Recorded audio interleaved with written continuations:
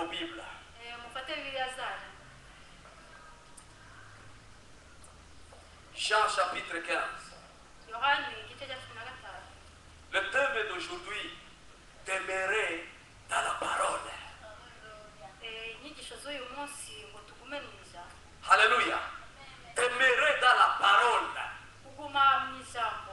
Aujourd'hui, tu vas savoir si vraiment tu as l'amour de Dieu. Uyu munsi uraza kumenya by'ukuri nimba ufite urukundo rw'Imana. Vraiment si tu aimes Dieu. Nimba mu by'ukuri ukunda Imana. Parce que c'est Jésus lui-même qui parle. Kubera ko ni Yesu we uri kuvuga. Alléluia. Alléluia. 15, chapitre 15. Jean chapitre 15.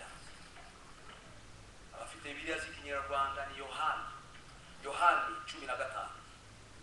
Alléluia. Verset 1, on va aller très vite. Alléluia. Verset 1 jusqu'à verset 11. Je vais lire. Je suis le vrai cep et mon père est le vigneron. Tout sarment qui est à moi, tout chrétien qui est à moi et qui ne porte pas de fruits, il est retranché. Et tout sarment qui porte des fruits est limon, afin qu'il porte encore plus de fruits. Déjà, vous êtes mis à cause de la parole que je vous ai annoncée. Demeurez en moi et je demeurerai en vous. Comme le sarment ne peut de lui-même porter de fruits, s'il ne demeure attaché au cep. Ainsi, vous ne pouvez non plus si vous ne demeurez à moi. Je suis le cep, vous êtes le sarment. Celui qui demeure en moi et à qui je demeure porte beaucoup de fruits. Car sans moi, vous ne pouvez rien faire. Si quelqu'un ne demeure pas en moi, il est jeté dehors. Comme le sarment, il est séché, puis on ramasse les sarments et on les jette au feu et ils brillent. Si vous demeurez en moi et que mes paroles demeurent en vous, demandez ce que vous voudrez et cela vous sera accordé. Si vous portez beaucoup de fruits, c'est ainsi que mon Père sera glorifié et que vous serez mes disciples. Comme le Père m'a aimé, je vous ai aussi aimé. Demeurez dans mon amour. Si vous gardez mes commandements, vous demeurerez dans mon amour. Demain que j'ai gardé les commandements de mon Père et que je demeure dans son amour, je vous ai dit ces choses afin que ma joie soit en vous et que votre joie soit parfaite. Alléluia. Alléluia. Alléluia. Alléluia.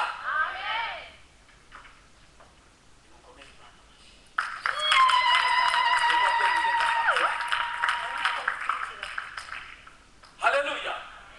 Mais bien aimé,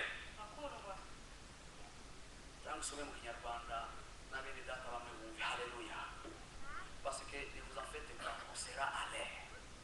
Parce que c'est le Saint-Esprit qui conduit. Alléluia.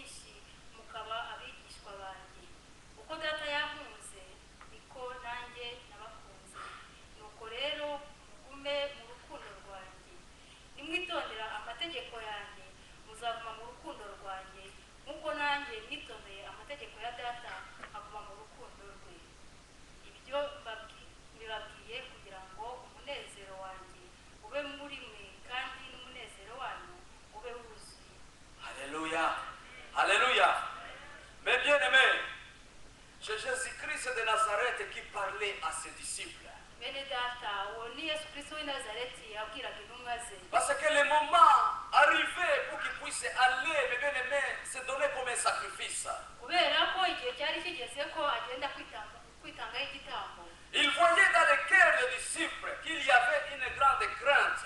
yarebaga mu mitima y'abigishwa we akabona ko bafite ubwoba bwinshi. Il disait à ses disciples ceci: yabwiraga abigishwa be ngo ne craignez point, ngo ntimutinye na gato n'ayez pas peur, ngo mwigire ubwoba parce que là où je vais, kubera ko aho ngiye dans kujya la maison de mon père, mu nzu ya data il y a beaucoup de demeures. ngo hari amazu menshi. Et quand il parlait à ses disciples, mu gihe yabwiraga intumwa ze il voulait leur donner l'assurance. yashakaga kubahumuriza Parce qu'il voyait qu'en eux, s'il part, il y a quelque chose qui peut venir et pour les enlever en eux, mes bien-aimés, en lui. kubera ko yabonaga muri bo naramuka abavuyemo hari ikintu kizaza kikabahungabanya mu mitima yabo. Il les a dit ceci au verset 1. yarababwiye mu gice cya mbere Je suis le vrai cep et mon père est le vigneron.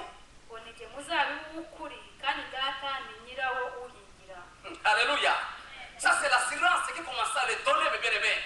ubwo ni uguhumurizwa bari yaratangiye kuba